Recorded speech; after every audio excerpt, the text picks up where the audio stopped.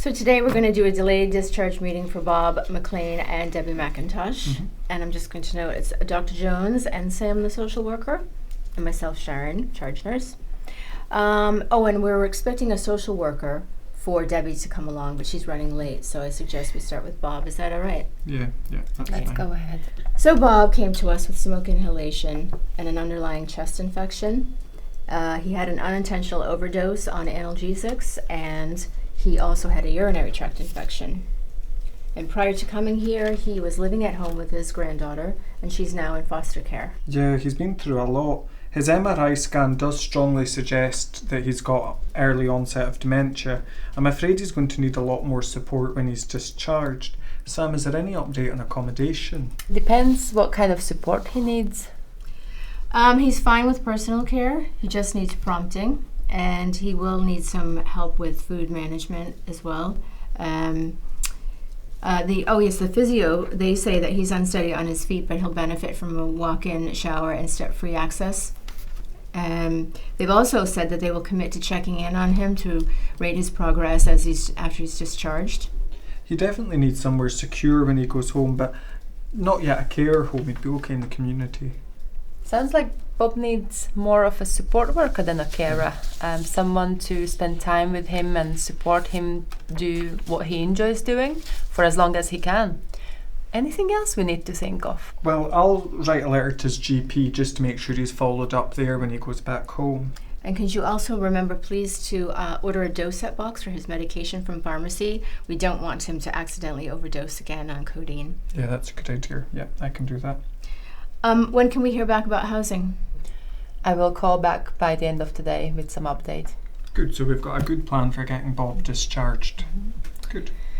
So shall we just move on to Debbie then? Yes, Debbie. Mm-hmm. Right. So she was admitted to A&E 8 weeks ago with exacerbation of her COPD. Yeah. A dog walker found her apparently lying on the street really late at night, sleeping on a blanket, and she was struggling to breathe, so they called the ambulance service. She also has a past medical history of course, COPD, as well as gastric ulcers, depression, and anxiety. And she's still a current heavy smoker.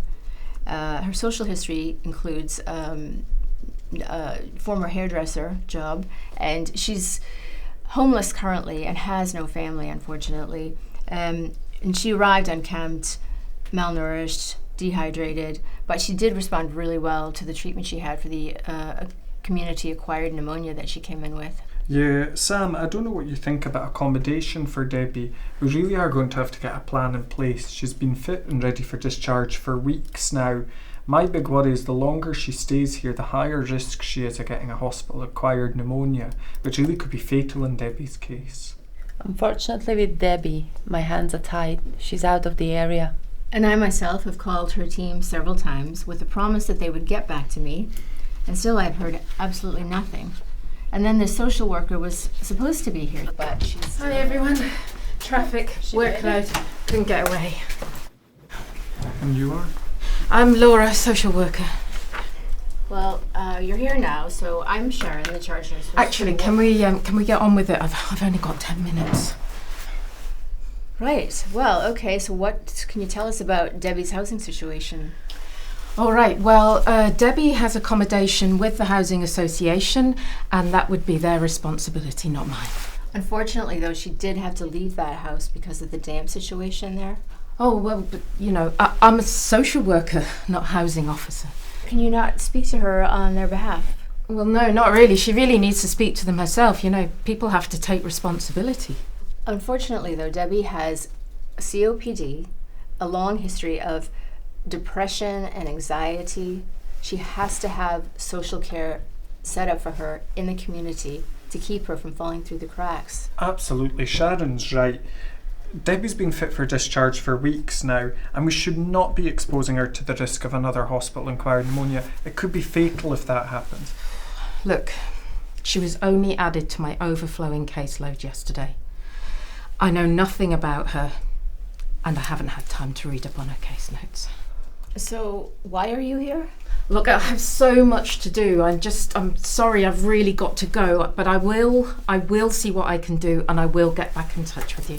I'm sorry, I have to go. Good God.